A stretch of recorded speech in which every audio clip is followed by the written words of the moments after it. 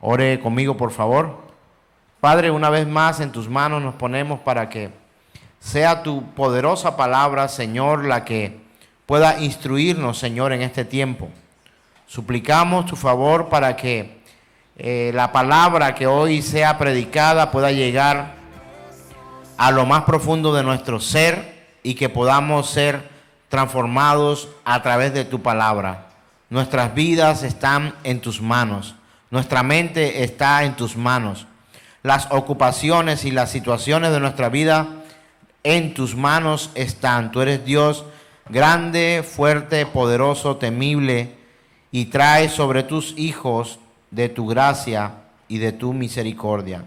Eres Dios santo, eres Dios sabio, y tú sabrás cómo enseñarnos en este tiempo en Cristo Jesús.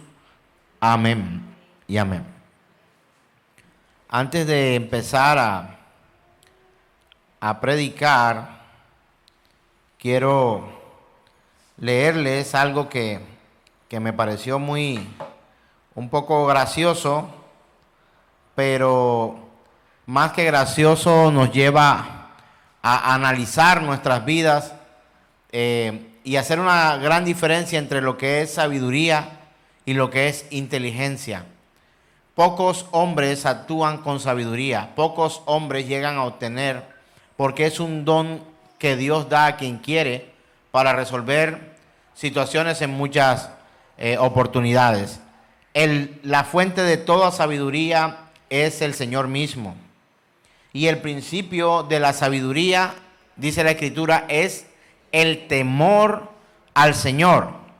El hombre ha querido jactarse de sabio, el hombre ha querido ufanarse de ser sabio, y él lo repite en muchas ocasiones, recordándonos que no podemos ni debemos ser sabios en nuestras propias opiniones. Porque él nos confronta y nos dice: no sean sabios en su propia opinión, porque sencillamente lo que para nosotros es sabiduría, para el Señor es una cosa insignificante. Porque creemos conocer y al final de cuentas nos damos cuenta que el Señor mismo es el que ordena todo. Lo que para nosotros quizás pueda llegar a ser sabiduría, para el Señor sencillamente puede llegar a ser una imprudencia. Quiero leer esto que leí hace muy poco y me llamó mucho la atención. Es una curiosidad. Voy a leerlo textualmente. Dice: el ancho de los ferrocarriles y la distancia entre los dos rieles de Estados Unidos es de 4 pies y 8.5 pulgadas. ¿Por qué se usó esa medida? Porque esa era la medida de los ferrocarriles ingleses. Y como los ferrocarriles americanos fueron construidos por los ingleses, esta medida fue usada por una cuestión de compatibilidad. ¿Por qué usaban los ingleses esa medida? Porque las empresas inglesas que construían los vagones eran las mismas que construían las carrozas antes de que existiera el tren, y utilizaron los mismos elementos que usaban para fabricar las carrozas. Pero ¿por qué las carrozas tenían esa medida de 4 pies y 8.5 pulgadas? Porque la distancia entre las ruedas de las carrozas debía ser tal que pudiesen caber en las antiguas callecillas de Europa, que tenían exactamente esa medida. Pero ¿por qué estas calles fueron abiertas por el Imperio Romano durante sus conquistas, cuyas medidas estaban basadas en los antiguos carros romanos? ¿Y por qué los carros romanos tuvieron esa medida? Porque se hicieron para acomodar el trasero de 2 caballos. Finalmente, ahí quería yo llegar. El transbordador orbital norteamericano Shooter utiliza 2 tanques de combustibles, SRB por Solid Rocket Buster, que son fabricados por Tiokol en el estado de Utah.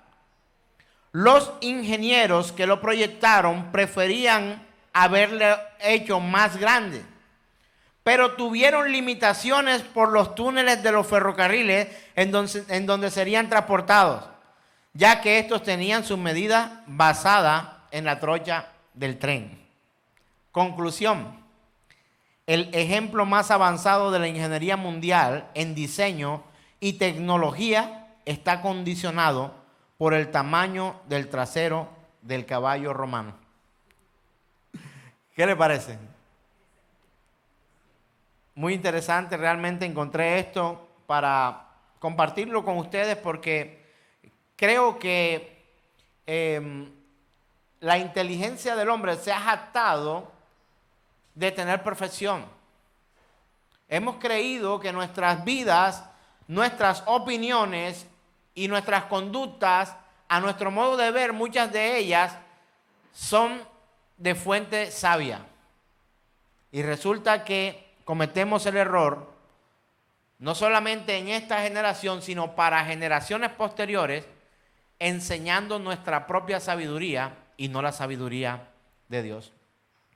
No sé si usted haya entendido toda la lectura, pero a mí la verdad me pareció muy interesante, porque ¿cómo es posible que el tamaño del trasero de 2 caballos pueda influenciar en un transbordador espacial en estas horas de la vida? Entonces, para ir un poco más a lo que es nuestro tema de hoy, quiero hablarles acerca del Dios sabio. Hoy estudiaremos con la ayuda del Señor el Dios sabio. Y no porque sea un Dios distinto, no es porque sea un Dios diferente, ¿verdad? Pero sí estamos completamente seguros que la sabiduría de Dios es lo más importante. O sea, pido al Señor que en esta hora su palabra nos pueda traer a nosotros la claridad que requiere comprender este gran propósito de Dios, que comprendamos, que entendamos su sabiduría y podamos vivir de acuerdo a su voluntad. Y para ello quiero empezar leyendo una vez más Hechos capítulo 17, 22 al 24. Esta palabra la hemos venido trabajando todo el año y quiero que usted esté atento a esta escritura. Dice la palabra de Dios, Hechos capítulo 17, versos 22 al 24. Entonces Pablo, poniéndose en pie en medio del areópago, dijo: varones atenienses, percibo que sois muy religiosos en todo sentido, porque mientras pasaba y observaba los objetos de vuestra adoración, hallé también un altar con esta inscripción: al Dios desconocido. Pues lo que vosotros adoráis sin conocer, eso os anuncio yo. El Dios que hizo el mundo y todo lo que en él hay, puesto que es Señor del cielo y toda la tierra, no mora en templos hechos por manos humanas. Amén y amén. También tenemos una cita, esa cita la he usado para hacer un contraste con aquellas personas que hoy actualmente se creen sabios, y recordarles que el apóstol Pablo le estaba hablando nada más y nada menos que a la cuna de la filosofía griega en aquel momento. Aquellos se creían sabios, aquellos se creían los filósofos que poseían la verdad, pero no conocían al Dios verdadero. Y también leemos en el Evangelio según San Juan, capítulo 17, verso 1 al 3, lo siguiente. Juan, capítulo 17, del 1 al 3. Evangelio según San Juan, capítulo 17, del 1 al 3. Una vez más les sugiero traer Biblia, hermanos. Dice la Escritura: estas cosas habló Jesús, y levantando los ojos al cielo, dijo: Padre, la hora ha llegado, glorifica a tu Hijo, para que también tu Hijo te glorifique a ti, como le has dado potestad sobre toda carne, para que dé vida eterna a todos los que le diste. Y esta es la vida eterna. ¿Cuál es la vida eterna? Léalo conmigo. Que te conozcan a ti, el único Dios verdadero, y a Jesucristo, a quien has enviado. Amén. Y esta palabra, como toda la Escritura, contiene tanta sabiduría que nos reduce a nosotros el trabajo de ponernos a pensar cómo llegar a ser sabio. Y yo se lo quiero decir de esta manera. Si usted quiere alcanzar sabiduría, primero tema al Señor. Y luego conózcalo a Él, a la fuente de sabiduría, a través de la Escritura, a través de la palabra. La palabra sabiduría tiene como significado, según el diccionario, dice el diccionario, alto grado de conocimiento. Y está compuesta con la antigua palabra sabidor, que ahora es sabedor, o sea que sabe, compuesta con el verbo saber del latín sapere, que significa tener inteligencia, tener buen gusto. Parece ser que ser sabio nos lleva a tener buenos gustos. Porque cuando actuamos con sabiduría para nuestra propia vida, guiados por Dios, obtenemos los mejores resultados en nuestras elecciones. Y no estoy hablando de política. La carrera que escoges, la pareja con que vives, a qué te dedicarás. Todo esto en nuestra vida cotidiana, pero por sobre todo nuestra cercanía con Dios directamente. Parece ser que elegir al Dios de la Escritura es tener buen gusto, según este diccionario. Y creo que el Señor estará de acuerdo con eso. Ahora, si usted no lo escoge a Él, el Señor será modificado en su naturaleza.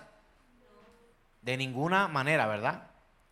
No será modificado en su naturaleza. Si usted le da la espalda al Señor, decide no buscarlo, no seguirlo, no amarle, no temerle, no obedecerle, la naturaleza del Señor quedará intacta. Ahora pregunto, si usted le sigue, le obedece, le busca, le adora, le cree, ¿cambiará en algo la naturaleza de Dios? Entonces ni le quitamos ni le ponemos. Y Él, aunque usted y yo pretendamos en muchas ocasiones decirle cómo debe manejar el universo, es un atrevimiento, pero Él no va a cambiar su atributo de ser sabio a causa de nuestras pretensiones. Entonces no sé si a usted se le ocurre pensar ahora en la oración. ¿Cómo hacemos entonces nosotros con la oración? Entonces, ¿para qué oramos? Una de las razones por la cual el Señor nos insta a orar no es para Él hacer nuestra voluntad. ¿Usted sabía eso? La razón principal por la cual usted y yo oramos, nos congregamos, venimos a su presencia, es sencillamente porque primero a nosotros es quien nos conviene. Y segundo, es para mantener con Él comunión. Común unión. Y muchos de nosotros hemos creído que la oración se hizo solo para tergiversar el plan de Dios y que Él tiene que aceptar porque yo he orado en el nombre de Jesús y Él tiene que responder porque la Escritura dice que todo lo que pidáis orando en mi nombre os será dado, os será hecho. Y se nos olvida que debemos tener comunión para poder comprender su propósito y saber pedir como conviene. Para ello, Él nos ha colocado nada más y nada menos que la presencia misma de Él, a través de su Espíritu Santo. ¿De acuerdo? Quiero compartir también la escritura que se encuentra en el libro de Daniel, capítulo 2, verso 20. Recuerde que hoy estamos estudiando al Dios sabio, el Dios sabio. ¿Ya la tiene? Si no, creo que ya está en la pantalla. Daniel capítulo 2, verso 20. Dice de la siguiente manera. Y Daniel habló y dijo: sea bendito el nombre de Dios de siglos en siglos, porque suyos son el poder y la sabiduría. Él muda los tiempos y las edades, quita reyes y pone reyes, da la sabiduría a los sabios y la ciencia a los entendidos. Él revela lo profundo y lo escondido, conoce lo que está en tinieblas y con él mora la luz. Quiero hacer un contraste entre la lectura inicial que tuvimos con respecto al trasero de los dos caballos. No sé si alguien luego me escuche esta predicación y no va a entender, tendrá que devolverse a escuchar el principio de esta predicación porque no va a entender de qué se trata. He dado una historia acerca de las medidas que tiene el transbordador espacial, uno de los más importantes, y que al final de cuentas toda esta tecnología viene a haber sido limitada de una u otra forma por el tamaño o las medidas que tiene el trasero de dos caballos. Bueno, si usted cogió la prédica por acá, tendrá que devolverse al principio. Pero quiero decirle algo, o preguntarle algo más bien. ¿Es cierto o no que cuando experimentamos momentos de dificultad, creemos que hacemos un favor a Dios orando y tratando de que Él dirija el rumbo del universo por nuestras propias opiniones? ¿Sí o no? No. Creo que yo soy el único que lo ha pensado alguna vez. Cuando usted está pasando dificultades,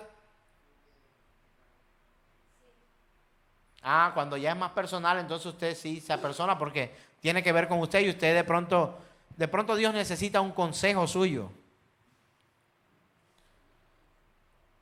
Yo he escuchado gente que dice: Señor, ¿cómo es posible? ¿Cómo me voy a enfermar yo ahora? Yo no puedo enfermarme.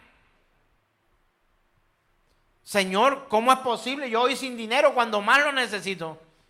Hermano, usted siempre va a necesitar dinero y siempre va a necesitar salud. Y sabe una cosa, hemos pretendido guiar a Dios. Cuando las cosas no van bien, hemos pretendido guiar a Dios. Cuando oramos por la pareja, en muchas ocasiones: Señor, haz que sea esto, esto y esto. Cuando oramos por los hijos: Señor, haz que mis hijos sean esto, esto y esto. Cuando oramos por nuestro empleo: Señor, haz que mi trabajo sea esto, esto y esto. Cuando oramos por nuestra nación: Señor, yo te pido que el presidente sea este, no este, ni este tampoco. Y tenemos la tendencia a creernos sabios en nuestra propia opinión. Porque si yo le hubiera preguntado al principio: ¿tú te crees sabio en tu propia opinión? La mayoría creo que diría: no, la verdad no, yo doy espacio al Señor.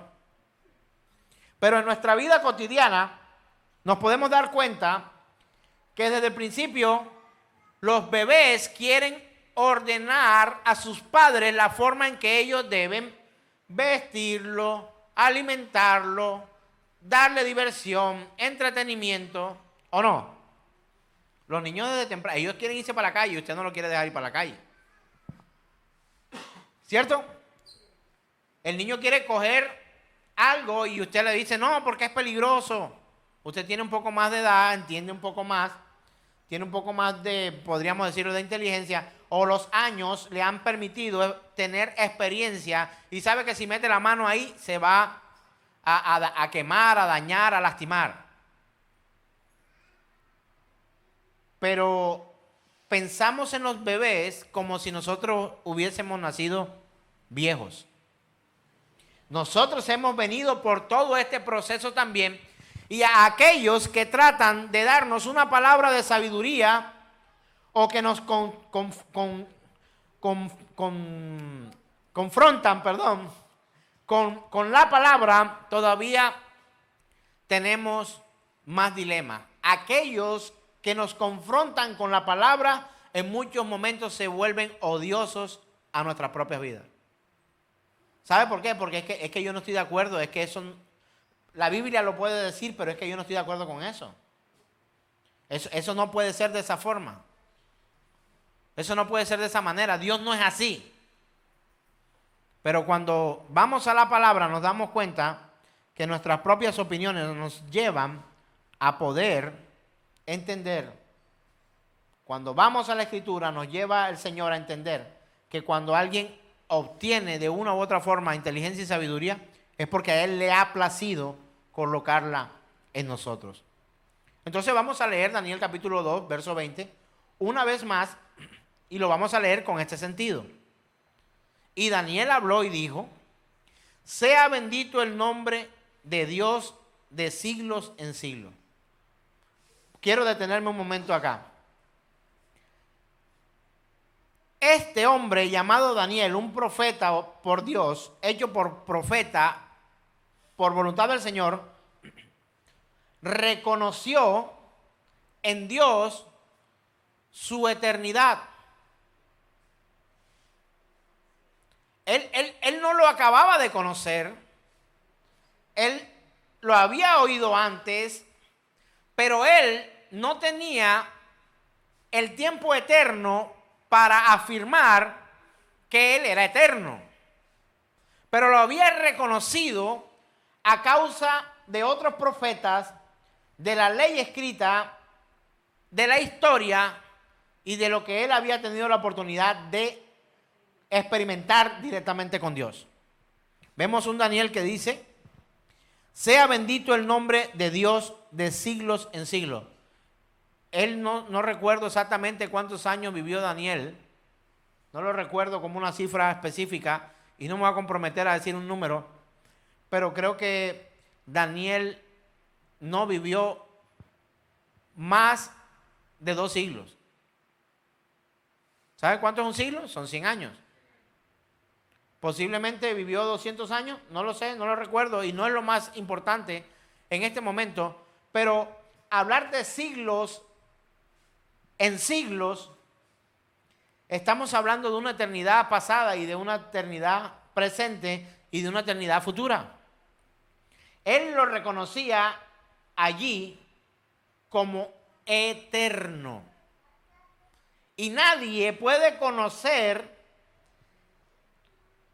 a Dios como un Dios eterno si Él no le place permitir que tal conocimiento pueda ser interiorizado para poder decirlo. Usted nunca dirá algo que no se le ha ocurrido, o que ha oído, o que no entiende. He escuchado el testimonio de algunos cuando me dicen: mire, pastor, yo cuando voy a predicar, hay temas que yo los evito porque como no los entiendo, yo mejor de eso ni hablo. ¿Sabe una cosa? Eso me pasó en estos días. Una persona me dijo: hay temas que yo ni toco porque yo prefiero mejor no meterme con eso. Debemos meternos con eso. Pero a través de la Escritura, suplicando al Dios sabio, que es de siglos en siglos, nos revele por su voluntad y misericordia lo que no entendemos de la Escritura. Ahora, usted no tiene por qué entender todo. Porque hay una pugna entre quién es más sabio que otro. El esposo en la casa dice cómo se hacen las cosas porque, además de ser el varón, él tiene experiencia y yo sé por qué te lo digo. Muchas veces es la explicación o el argumento que muchos dicen: yo sé por qué te lo digo. Ese es su argumento de defensa. Algunas esposas: ay, Cuidado con eso. Siento un pálpito. No me gusta. Por ahí no. Yo me pregunto, esos que sienten pálpitos, ¿son porque van a la presencia de Dios y el Señor le da esos pálpitos? ¿O sencillamente es porque se les ocurre que algo diferente a lo esperado puede ocurrir? No podemos vivir por pálpitos humanos. Debemos vivir sabiamente de acuerdo a su palabra. Hay cosas que usted por pálpitos no resolverá. Tendrá que ir con Dios y que Él le explique. Mire, tenemos la tendencia constantemente de pretender ser más sabios entre los que se encuentran delante de nosotros. Quizá yo esté tratando de parecerlo delante de usted. Pero sabe una cosa, cada vez que conozco algo nuevo de Dios que antes no conocía, no me siento más sabio. Me siento más ignorante porque me doy cuenta que no conozco a plenitud al Dios que es sabio de siglo en siglos. De siglos en siglos. Y luego el profeta Daniel dice ahí en el verso 21, capítulo 2, verso 21, él muda los tiempos. Él reconoce en Dios que Dios no solamente tiene el poder para hacerlo, sino lo hace conforme a su sabiduría. Este es el Dios sabio. Él muda los tiempos. ¿Qué dice? Porque suyos son el poder y la sabiduría. Y de pronto nosotros nos ponemos, Él muda los tiempos. Ay, sí, qué frase tan elegante. Pero ¿qué será para usted Él muda los tiempos? Mudar es cambio, ¿verdad? Entonces, ¿usted qué deduce? Él cambia los tiempos. ¿Cómo cambia los tiempos?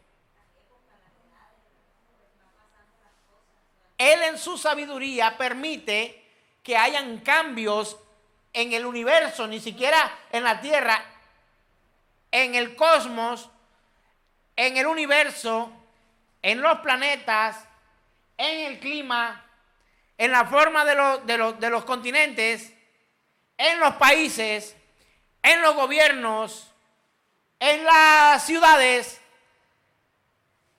en las calles y en las personas. ¿Sabe que yo fui mudado en el tiempo? Yo fui mudado en el tiempo. Mudado. Creo firmemente que Él, el Señor, mudó no solamente mi tiempo, sino que mudó el lugar donde pasaría ese tiempo.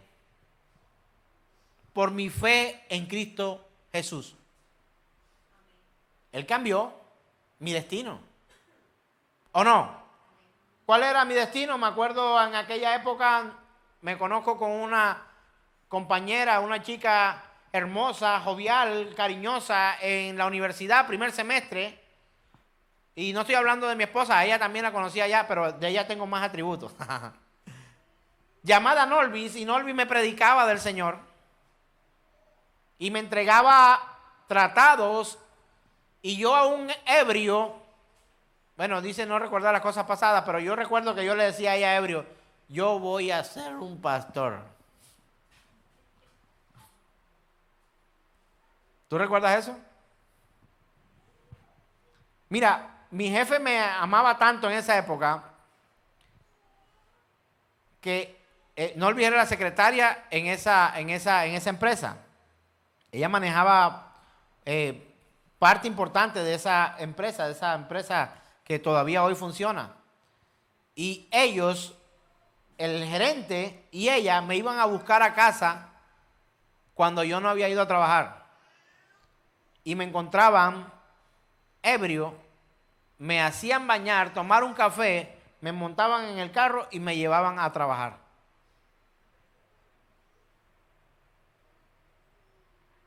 ¿Sabe algo? Mis tiempos cambiaron. ¿Quién cambió mis tiempos? en su omnipotencia, en su soberanía, en su misericordia, en fidelidad para con Él lo ha hecho. Él cambia al que está en tinieblas y lo lleva a vivir en su luz admirable. Él muda los tiempos y las edades. De hecho, hoy los historiadores se jactan de decir, no, eso hace parte de la edad de piedra. No, esto hace parte de la edad de hielo. No, esto es la edad media. Esto es la edad antigua. Esto es la edad moderna. Esto es el posmodernismo. No, hermanos. Quien cambia los tiempos es Él. Él cambia gobiernos. Hay un seudónimo que se le da a periodos de la historia, como por ejemplo el periodo de las luces. El periodo de las luces es donde el conocimiento y la invención hacen como un despertar en la sociedad, empezando en Europa, y empieza la revolución luego industrial y no sé qué, no sé cuándo. Pero hubo un tiempo llamado el oscurantismo, donde todo era fúnebre, muertes, enfermedades, todo oscuro,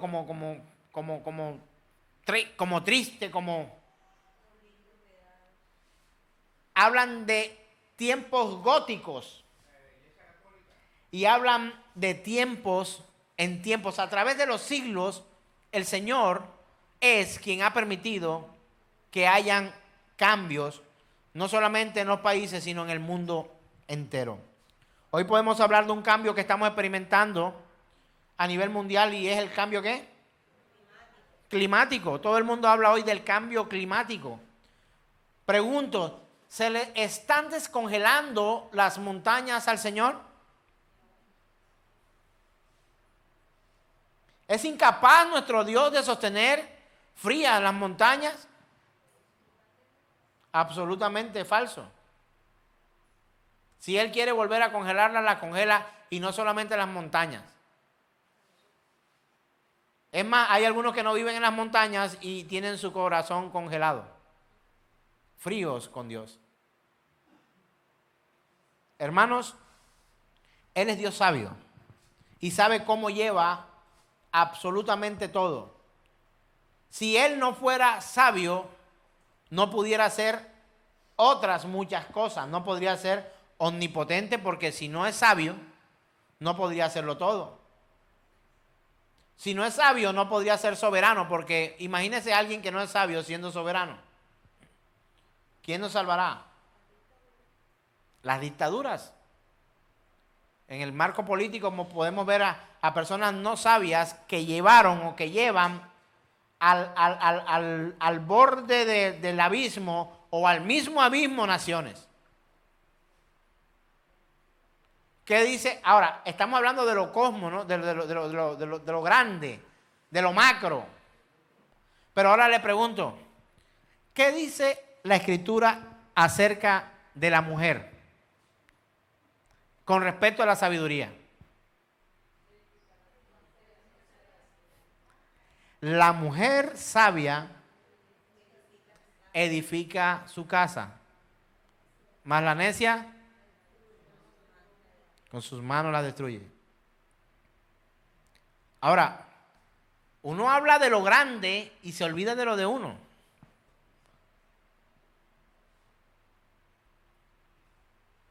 Necesitamos añadir a nuestros días sabiduría, como el salmista enseñó.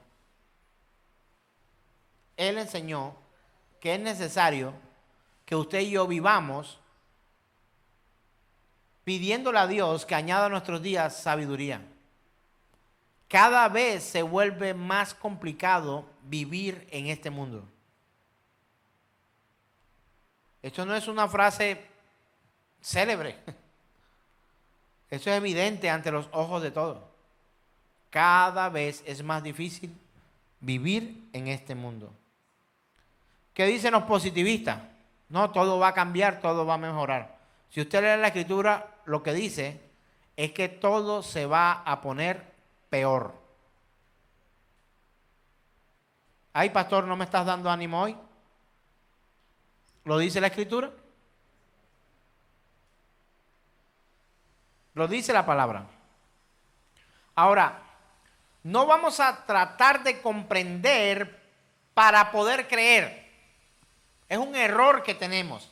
Tratamos, es que pastor, es que yo no entiendo esto. ¿Cómo voy a creer yo esto si no lo entiendo? ¿Sabe? Tienes que ver, analizar que para poder comprender, lo primero que usted tiene que hacer es creer. Esto aquí funciona de manera contraria. De manera contraria. No vamos a tratar de comprender para poder creer, sino de creer a fin de poder comprender.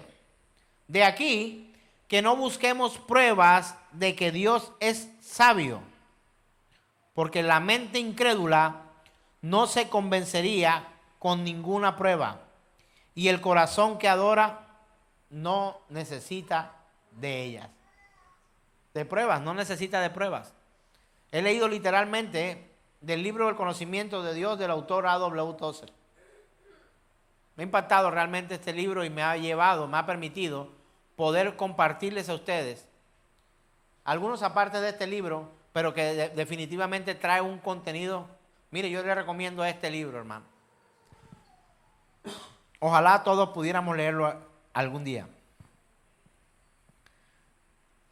A este hombre, a Daniel, nunca se le ocurre que Dios tenga que presentar pruebas de su sabiduría o de su poder. ¿Acaso no basta con que Él sea Dios? Lo que la Escritura está diciendo por parte de Él, Él no tiene dudas de que Dios sea sabio ni que Dios tenga que demostrarse. Vuelvo y leo. Y Daniel habló y dijo: sea bendito el nombre de Dios de siglos en siglos, porque suyos son el poder y la sabiduría. Él muda los tiempos y las edades, quita reyes y pone reyes, da la sabiduría a los sabios y la ciencia a los entendidos. Él revela lo profundo y lo escondido, conoce lo que está en tinieblas y con Él mora la luz. Yo le hago una pregunta de acuerdo a la historia que leímos inicialmente acerca de los caballos. ¿Usted cree que Dios no sabía que al pasar los siglos, cuando hicieran ese transbordador que está activo hoy, los tanques iban a tener problemas? ¿Los iban a necesitar más grandes? Pero Él dio sabiduría al hombre para que todo este tiempo, hasta esta fecha, incluso pudieran ser transportados esos tanques a través de los rieles. Por eso me llamó tanto la atención este escrito, porque nos pone a pensar que las limitaciones que hoy tenemos, muchas de ellas, vienen siendo la provisión de Dios para el futuro. Que la provisión de Dios hoy para muchos será la escasez del futuro. Él en su sabiduría, mira, usted puede pedir una cantidad de cosas. Mira, yo experimenté pedirle a Dios por mucho tiempo una motocicleta. Yo quería llegar en mi propia moto a la universidad. Yo quería ufanarme con una moto grande. Yo quería vivir la experiencia de poder tener una moto cuando era muy joven. Le pedí a Dios, nunca tuve la moto. Y un día oré al Señor para pedirle que me diera otra fuente de ingresos. Tenía un empleo aceptable, pero yo quería una fuente de empleo y empecé a orar a Dios, decía yo, para que me diera la provisión para montar un carro de perros calientes y vender perros calientes. ¿Y sabe qué pasó? El Señor me dio la oportunidad de tener un carro para vender perros calientes. Y me fue productivo por un tiempo. Pero ¿sabe qué hice después? Vendí el carro de perros calientes para comprarme una moto. ¿Y sabe qué pasó en la moto? Me accidenté con mi hermano y mi hermano no está hoy con nosotros en este mundo. Murió en un accidente de tránsito con mi moto, con mi whisky, con mi dinero, con mis amigos. Entonces nos afligimos hoy por ciertas cosas sin comprender que aún la aflicción de hoy podría convertirse en el mañana en nuestro consolador, en nuestro consuelo, en nuestra virtud. ¿Sabe? Las falencias que hoy muchas veces tenemos se convierten en la provisión del día de mañana. He tenido la oportunidad de entrevistarme con gente que me ha dado la mano en momentos en que ellos están arriba y luego Dios nos permite, por su misericordia, poder mirar a los ojos a esas personas y decirle: hoy tengo toda la intención de ayudarte a ti, porque el día que yo estaba mal, tu mano se extendió para bendecirme. ¿A usted no le ha pasado eso alguna vez? A mí me ha pasado. Algunos que cuando me dejaron solo, apareció solo un amigo por ahí. Nunca lo voy a olvidar. Pero cuando ese amigo esté solo, lo que para él fue un desprenderse, un dar, un ayudar, un dedicar tiempo, en aquel tiempo cuando él no tenía y él tuvo que esforzarse, quizás el día de hoy se convierte en la oportunidad que él tiene para poder llorar sobre un hombro, el hombro de alguien.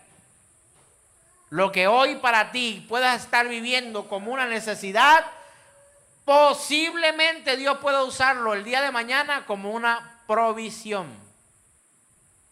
Yo no sé si usted ha escuchado esa historia de que había un hombre que vivía junto a otro en unas cabañas en el campo y le decía cosas como esta. Es un cuento largo, pero voy a tratar de resumirlo, en que el caballo se le partió una pata y el vecino le decía: oh, qué tragedia has vivido. Y el hombre le decía: no, que se haga la voluntad de Dios. Luego pasaron por esas, el tipo entablilló al caballo, le entablilló la pata, y luego pasaron por todas esas áreas atracadores, ladrones, y empezaron a robar todos los caballos del sector, y el único caballo que no se robaron fue el de él, porque tenía una pata partida. Y el hombre vivía de esta forma. Se enfermó su hijo con una enfermedad grave, y el vecino otra vez llega y se le acerca y le dice: oh, qué triste, otra vez vuelves a ser afligido, qué tristeza. Y él decía: no, dependo de Dios, de su voluntad, Dios es el que sana. Al poco tiempo viene el ejército reclutando a todos los jóvenes del sector para llevarlos a la guerra. Y llegaron a la casa de este hombre y encontraron que su hijo estaba gravemente enfermo y lo dejaron allí. Cuando se llevaron al resto de jóvenes, muchos murieron, y el hijo de este hombre en casa, luego de experimentar todo esto, participó en el funeral de todos esos jóvenes que murieron en guerra. ¿Podemos vivir nosotros de esta forma? ¿Tenemos conciencia de la sabiduría de Dios? ¿Vivimos hoy dando gracias a Dios por lo que nos pasa? ¿O nos queremos volver consejeros del Altísimo? Dice Tozer en su libro: cuando la teología cristiana declara que Dios es sabio, esto significa muchísimo más de lo que dice o puede decir. Porque trata de hacer que una palabra comparativamente débil lleve en sí una incomprensible plenitud de significado que amenaza con destrozarla y aplastarlo bajo el simple peso de la idea. Profundo esto. De pronto usted dirá: sonó bonito, pero no entendí nada. Se lo voy a explicar brevemente. Hoy la teología o los predicadores decimos que Dios es sabio. Pero decir que Dios es sabio es una palabra demasiada insignificante para demostrar su grandeza en sabiduría. Cualquier palabra con la que tú quieras designar a Dios es insignificante. O sea, cuando usted dice Dios es sabio, usted no puede decir, ¿cómo puede decir que Dios es más sabio? Dios es el más sabio de todos. Esa palabra todavía no alcanza para designar su sabiduría. Ninguna palabra conocida por nosotros tiene la suficiente profundidad y peso para describir a Dios. No, es que Él es bueno. ¿Por qué Él es bueno? No, porque es que yo no tenía para pagar el recibo de agua y Él me dio para pagar el recibo de agua, el servicio de agua en mi casa. Él es bueno. Mire, usted decir que Él es bueno por eso, usted se queda corto.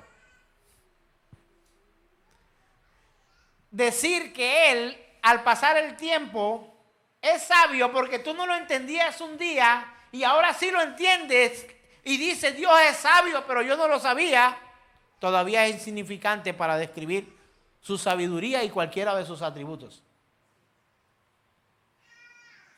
Puesto que la palabra infinito describe a lo que es único y no puede tener modificadores. No decimos, cuando decimos único, ¿qué hablamos de esto? De único. Cuando decimos que es único, por aquí está, aquí lo puse. ¿Ven? Dios es único.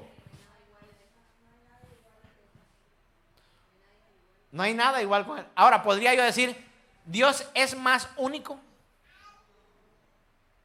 Si pudiera decir que Él es más único, no sería único, estaría incrementando al único. Podríamos decir Dios es muy infinito. Si la palabra infinito significa que es inagotable, podría decir que Dios es mucho más que inagotable. Él es más que infinito. Palabras simples que no logramos comprender. Palabras sencillas que nos llevan a nosotros a muchas veces a no calcular. ¿Sabe por qué no podemos calcular? Porque nuestra mente sí es limitada. Porque nuestros pensamientos sí son finitos. Porque nuestras acciones son finitas. Porque nuestros tiempos en esta tierra son finitos. Podría yo decir, vamos a colocar un ejemplo. Beatriz es más sabia que Diana. ¿Podría decirlo? O podría decir, Diana es más inteligente que Beatriz. Yo podría decir eso. Pero, ¿cómo puedes decir eso de Dios?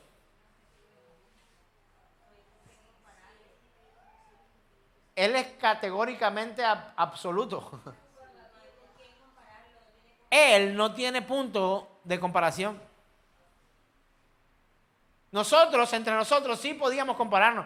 No, este juega mejor que aquel. No, este es más malo que el otro en fútbol. Y podíamos comparar. Mire, si Dios jugara fútbol, no habría Messi. Ni un Cristiano Ronaldo, ni un no sé qué. Ni un Maradona, que le llaman Dios también en Argentina. La iglesia maradoniana. Si Dios se dedicara a hacer carros, ¿dónde usted quisiera ir a comprar carros? En la ensambladora del Señor, ¿sí o no? ¿Sí o no? Estamos de acuerdo.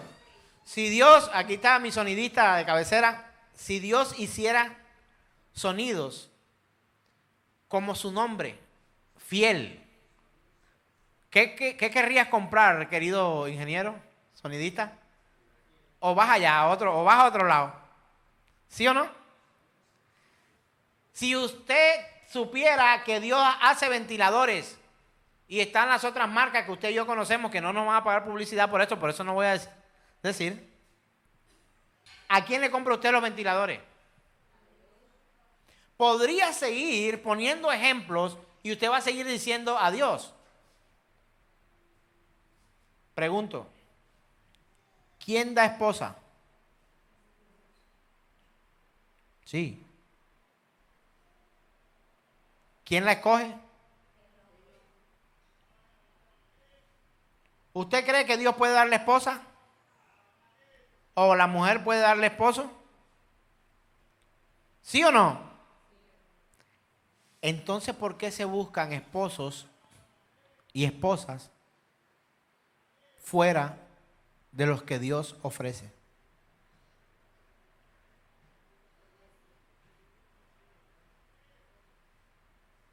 ¿Crees tú que Dios restaura hogares? Él se inventó el matrimonio. Entonces, ¿por qué buscamos soluciones a los problemas matrimoniales fuera de Dios?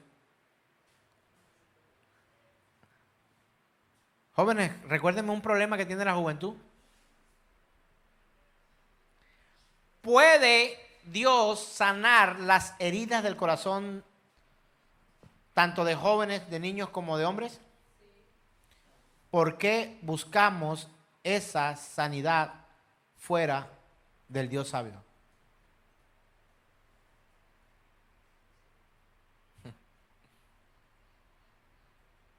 Hermanos, vivimos de esa forma. ¿Cuántos creen que Dios le puede dar todo? Uy, se bajó el carisma en esta congregación. ¿Cuántos creen que Dios le puede dar todo? ¿Y por qué se quejan?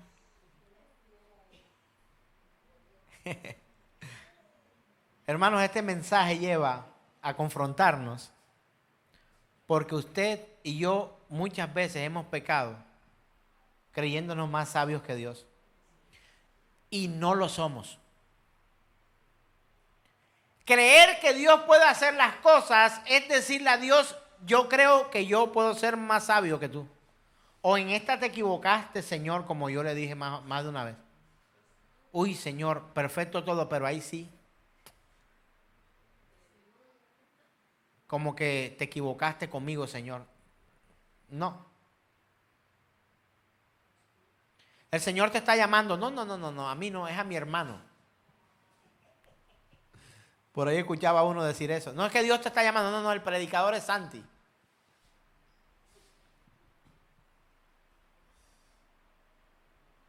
¿Sabe quién ha llamado él a compartir el evangelio? A su iglesia. Ahora, si usted no es su iglesia, tranquilo, no se preocupe, usted no lo ha llamado. ¿Cuántos son iglesias del Señor aquí? ¿Verdad? No diga con ganas, sí, amén, sí, claro, ¿cómo no, pastor? No, pero si usted es iglesia del Señor, usted está llamado y llamada a llevar el evangelio. En realidad existe una sabiduría creada secundaria. ¿Sabe? Sí existe una sabiduría secundaria. Y es la que Dios ha dado a sus criaturas como su bien más alto lo exija. Pero la sabiduría que cualquier criatura o de todas las criaturas, cuando se compara con la sabiduría de Dios, queda ridículamente pequeña. ¿Es posible que seamos sabios como hombres? La respuesta es sí, hermanos. Él nos manda a actuar con sabiduría. Pero nuestra sabiduría, entiéndala, es una sabiduría limitada, débil, dependiente. Es una sabiduría secundaria. Por esa razón el apóstol habla correctamente cuando se refiere a Dios como el único y sabio Dios. ¿Quiere verlo? Primera carta del apóstol Pablo a Timoteo, capítulo 1, versos 16 al 18.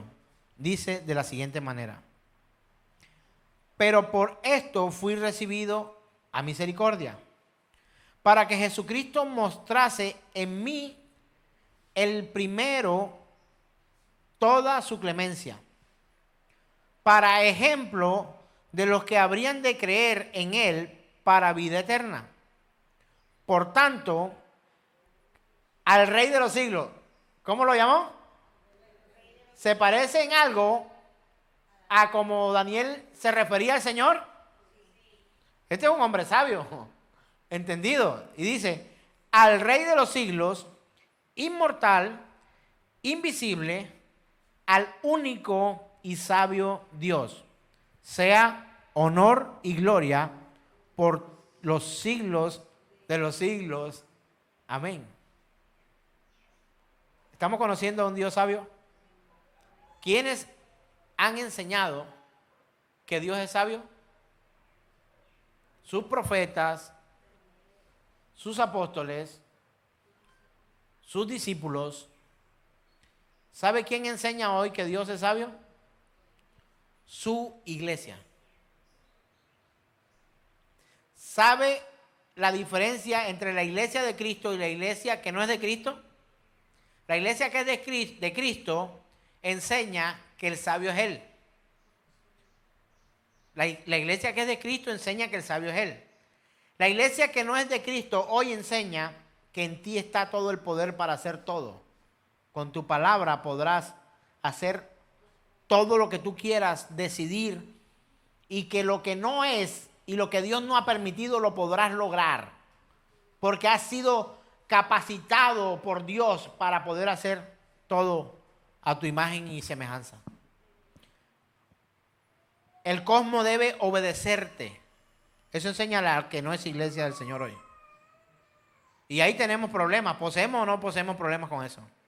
Tenemos problemas con esto. Ahora, ¿qué dice la Escritura? El mismo apóstol Pablo, cuando se refiere al Señor en Romanos, carta a los Romanos, capítulo 16, verso 27. Al único y sabio Dios sea gloria mediante Jesucristo para siempre. Amén. Mira, lo primero era la carta del apóstol a su discípulo. Se lo está enseñando como un padre le enseña a su hijo. El único que es sabio realmente es Dios. Pero ¿sabe qué hace luego el apóstol Pablo? Lo enseña a la iglesia, para que la iglesia entienda que el único sabio es Dios. Yo podía preguntarle aquí por su vida y quizás quedarían en ridículo, pero estoy completamente seguro que cuando has hecho las cosas a tu modo y no a la manera de Dios, todo te ha salido mal. Tus negocios alejados de Dios te puede ir bien un tiempo. Tu matrimonio a tu modo, mal. A la manera de Dios, bien, sabiamente. Tu manera de ser cristiano, mal. ¿Sabe que yo veo mucho relajamiento aún entre nosotros? La hermana duerme, el otro no sé qué, el otro no le importa, me congrego cuando me dé la gana, leo la escritura, estudio o no estudio, espero que otros estudien para que me enseñen. Cuando dice escudriñar las escrituras, porque me parece que en ella hay ¿qué? Vida eterna. Y cuando el Señor habla de vida eterna, en la primera palabra que leímos ahora en la mañana, que te conozcan a ti, que esta es la vida eterna, que te conozcan a ti, al único Dios verdadero. Hermanos, hay que soltar la pereza y obedecer lo que Dios nos manda. Y que nuestra fe sea puesta realmente en el Señor. Les voy a decir algo bien comprometedor. Usted no podrá presentarse delante de Dios a decir que puede entrar al cielo porque usted venía a este lugar o se conectaba por internet. Ese no es el argumento que usted puede tener. No es que yo iba allá a la congregación en Santa Marta. Yo me congregaba. Mira, hubo otros que hicieron más que congregarse. Echaron fuera demonios, levantaron muertos, sanaron enfermos, predicaron. Y el Señor, ¿sabe qué le dijo? No los conozco, apartaos de mí, hacedores de maldad. Venir a este lugar no te salva.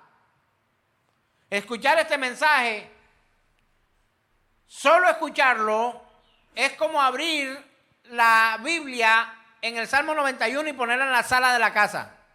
No pasa nada. No pasa nada. No hay cómo convencer a Dios que nos dé salvación por abrir la Biblia en el Salmo 91 y ponerlo en la sala de la casa. Yo pregunto, ¿algunos de ustedes todavía tienen el Salmo 91 abierto en la... Ojalá, por lo menos, estuviera el Salmo 91 abierto. Porque el resto del año la Biblia pasa cerrada en tu casa. ¿Qué es peor? La verdad yo no sé. Si es peor tener el Salmo 91 pretendiendo que cosas pasen sin vivirlo, o tener la Biblia cerrada el resto del año. Porque nadie va al cielo por abrir el Salmo 91 y ponerlo en la sala de la casa. Pero tampoco, y además, más bien digo, y además tampoco nadie entra al cielo por venir un domingo a la congregación. ¿Qué clase de cristiano eres? ¿En qué clase de cristiano te has convertido? ¿Un cristiano sabio? ¿Un hijo de Dios con sabiduría de Dios? Pregúntate esto, ¿un hijo de Dios actuaría como yo actúo? Bueno, si usted no lo hace, yo se lo pregunto. ¿Un hijo de Dios vive como tú vives? ¿Actúa como tú actúas? ¿Delibera como tú deliberas? ¿Escoge como tú escoges? Dios nos ayude. Dios nos ayude. En realidad existe una sola sabiduría suficiente, que es la de Dios. Y Él nos permite a nosotros alcanzar sabiduría. Pero busque en la Escritura acerca de la sabiduría y encontrará cosas como el temor al Señor es el principio de la sabiduría. ¿Sabe que hay gente que demuestra su lealtad, su fidelidad, su fe a Dios, sencillamente por la forma en que teme o no al Señor? ¿Qué? Dios se tarda. ¿Qué? Hay peores que yo. ¿Qué? ¿Qué vas? Todos somos iguales. Mira, si tu hermano que está hoy al lado o tu vecino que se encuentra hoy en esta reunión es tu ejemplo a seguir o tu motivación o tu vara de medirte, grave estás. ¿Sabe cuál es nuestra vara de medición? Cristo Jesús, Señor nuestro. Hasta que lleguemos a la estatura del Hijo de Dios, al varón perfecto, con su sabiduría. Y dice que él crecía. ¿Crecía en qué? ¿En estatura y qué? ¿Para qué? Para con Dios y con los hombres. Él, ¿qué? Crecía en estatura y en sabiduría y en gracia para con Dios. Hay unos que se quedaron enanos aquí. Y es triste ver enanos espirituales. Físicamente no son tan enanos, pero hay quienes se quedaron enanos con respecto a su crecimiento en Cristo Jesús. Y quiero ser respetuoso con esta palabra, con esta, porque es una condición que viven algunas personas que le llaman enanismo, pero se llama acondroplasia. Y excúsenme si alguien que vive esta condición se pueda sentir aludido, pero me quiero referir con estas palabras es que nos hemos quedado pequeños, pudiendo crecer en el Señor, pero por voluntad propia y autosabiduría hemos decidido qué tanto entregamos nuestras vidas a Dios o no. Hay algunos que se quedaron en entregarle el corazón al Señor. Al Señor no le sirve tu corazón. Él no te pide el corazón, Él te pide absolutamente todo. No que entregues tu corazón. Tu corazón es perverso y engañoso más que todas las cosas. Él pide tu vida a Él. ¿Vives tu vida para Dios? Si su respuesta es no, usted no vive sabiamente.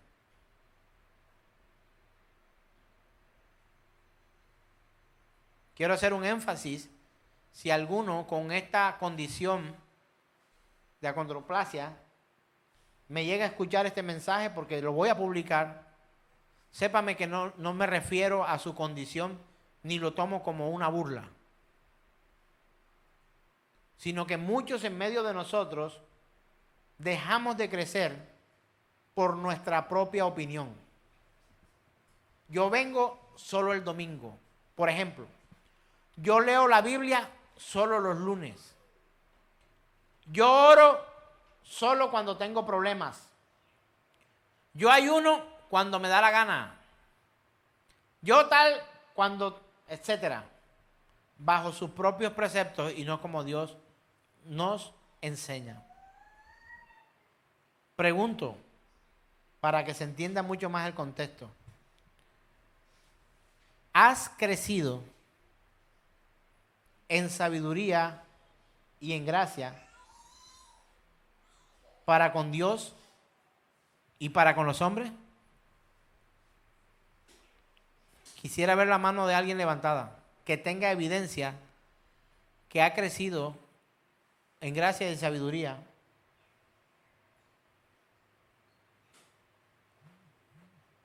Que pudiera decirme, pastor, mire, yo he crecido.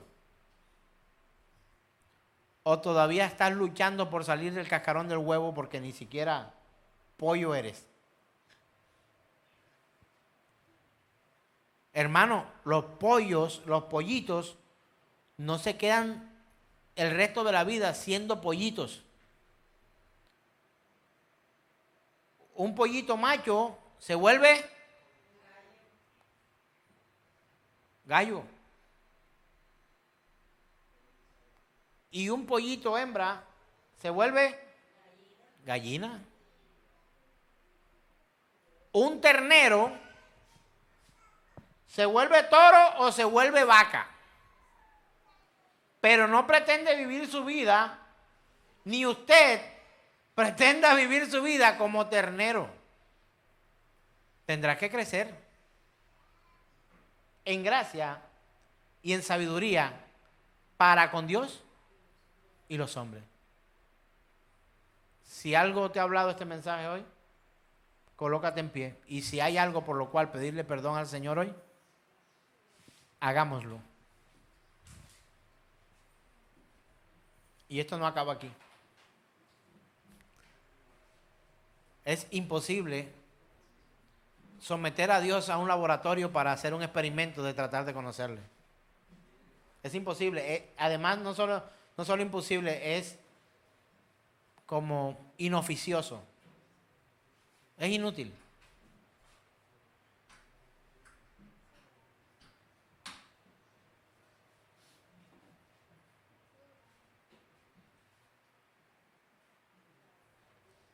Hermano, haga hoy como lo llamaran en la iglesia tradicional, haga hoy un acto de contrición. Usted espera que otro le jale las orejas. Sí, ¿verdad? Porque a veces no somos capaces nosotros mismos de vivir sabiamente. Hasta que encontremos a alguien que nos diga, reacciona. O que nos coja por la oreja, ¿qué haces con tu vida? Pero usted y yo debemos de disponer nuestras vidas para pedirle al Señor que añada a nuestros días sabiduría para poder agradarle. Solo su sabiduría.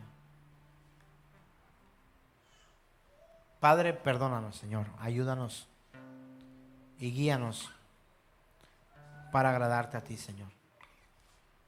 Gracias te damos, Señor. Hoy en este lugar nos rendimos una vez más a ti.